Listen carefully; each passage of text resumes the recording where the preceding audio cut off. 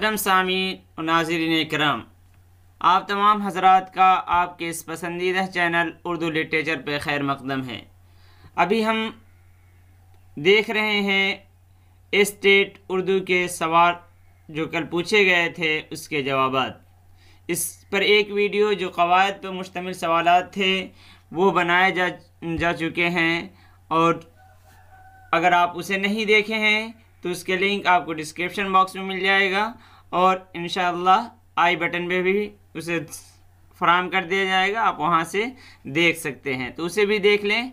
और इसमें हम किससे मुतालिक देखेंगे, ये दूसरा हिस्सा है, इसमें तदरीस तदरीसी सलाहियत पेडागोजी से मुतालिक जितने सवालात पूछे गए थे वो हैं। गालिब से मुतालिक, सर सैयद शिबली और डिप्टी नज़ीर अहमद से मुतालिक जितने सवालात थे उनको हम देखेंगे।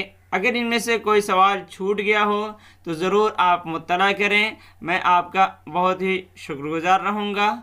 जैसा कि इससे पहले वीडियो में एक क़वायद से छूटा हुआ था तो रियासत भाई हमें मुत्तला किए, मैं उनका बहुत ही शुक्रगुज़ार हूँ। आइए अब हम सवाल की तरफ चलते हैं। अज़ाब की ज़िद क्या है, ये छूट गया था, तो इसके ज़िद जो दिया हुआ था उसमें था सवाब। क्या था? सवाब। अगला सवाल है, बच्चे असातिज़ा को क्या समझते हैं?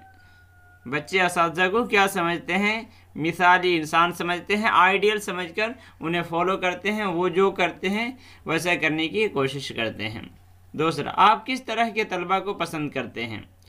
उसका जवाब है तख्लीकी तलबा को पसंद करते हैं, जिनके अंदर क्रिएटिविटी होती है, ऐसे तलबा को सन पसंद करता है। अगला सवाल है, बच्चा ज़ुबान कैसे सीखता है? जब हम बोल रहे होते हैं तो घर में बच्चा ज़ुबान सीख रहा होता है, तो वही पूछा जा रहा है कि बच्चे ज़ुबान कैसे सीखते हैं। तो वो गुफ्तगू के ज़रिए से, जब गुफ्तगू कर रहे होते हैं तो उस वक्त सुनकर अगर रहता तो सुनकर कह सकते थे, लेकिन ये यहाँ पे गुफ्तगू ज़्यादा बेहतर है, तो गुफ्तगू से बच्चे सीखते हैं। हो सकता है कि आपको इसमें थोड़ा सा ये लगे कि तकलीद करके सीखते हैं, तो तकलीद अलग चीज़ है, यानी किसी कहे पे सुन के कहना, तो ऐसा नहीं, बल्कि गुफ्तगू होती है, उसी के साथ साथ ही वो सीखते जाते हैं। अगला सवाल है, बच्चों को कैसा माहौल फराहम करना चाहिए? यानी अगर पढ़ा रहे हैं तो दरसगाह में, क्लासरूम में, कमरे जमात में आप कैसा माहौल फराहम करेंगे? तो एक खुशगवार माहौल फराहम करेंगे, प्लेजेंट इन्वायरमेंट आप फराहम करेंगे।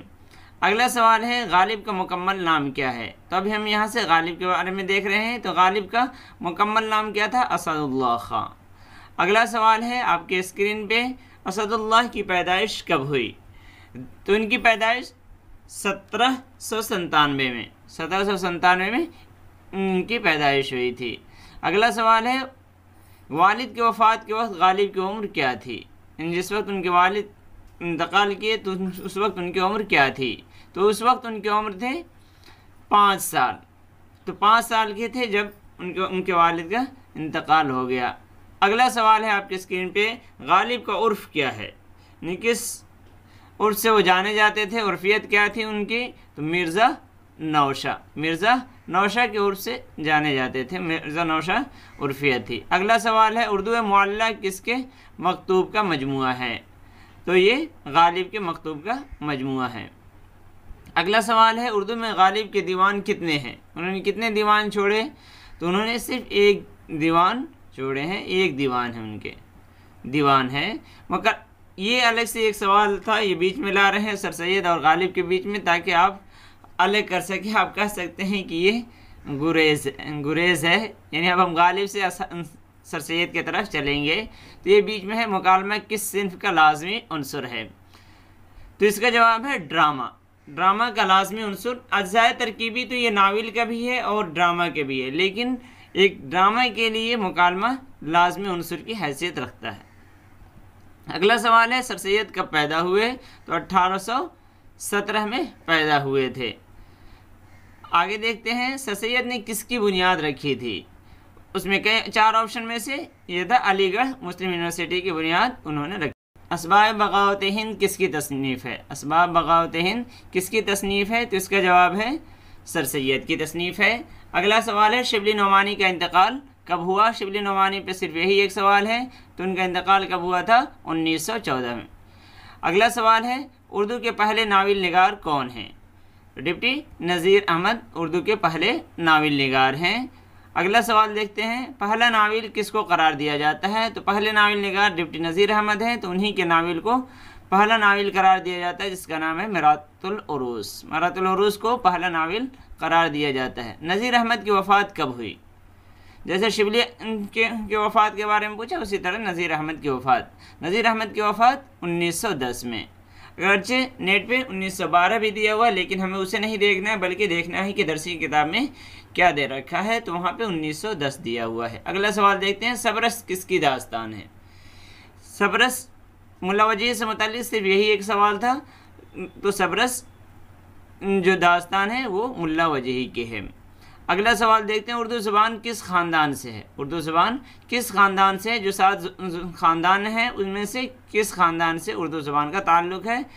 तो इसका जवाब है हिंद आर्याई ख़ानदान से, हिंद आर्याई ख़ानदान से। अगला सवाल है, तरक्की पसंद तहरीक कब कायम हुई? इसका जवाब है 1936। अभी तक इतना ही है। अगर आपको सर सैयद गालिब से मुताल्लिक़ अगर कोई भी डिप्टी नज़ीर अहमद और शिबली से मुताल्लिक़ ख़ास तौर से अगर कोई भी अगर छूटा हुआ लग रहा है सवाल, तो आप उससे मुतला कर सकते हैं, ताकि अगले में उसे शामिल किया जा सके, और मैं उसके लिए आपका बहुत ही ममनून भी रहूँगा। आप इसके लिए आप कमेंट में डाल सकते हैं कि ये छूटा हुआ है। अब मैं आप लोगों से अलविदा लेता हूँ।